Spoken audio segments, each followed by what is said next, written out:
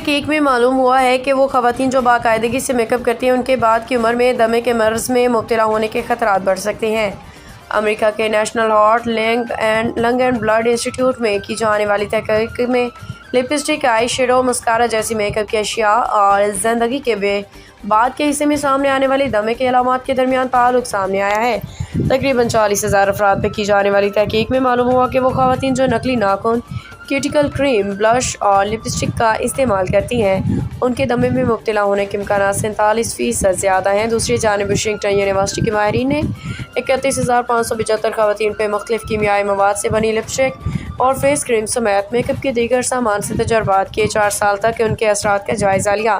تحقیق کے دوران پتہ چلا کہ سامان کی تیاری میں استعمال ہونے والے 15 لازمی کیمیائی اجزاء خواتین کی صحت کے لیے انتہائی مضر ہیں۔ تحقیقی ٹیم کی سربراہ پروفیسر امبر کاپر کا کہنا تھا کہ میک اپ کے مسلسل استعمال سے خواتین کے دل کی بیماریوں، ہڈیوں کی کمزوری، بانجھ پن کا شکار ہو رہی ہیں۔ اس کے علاوہ نوجوان خواتین میں کینسر کے بڑھتے ہوئے واقعات بھی اسی کا نتیجہ ہیں۔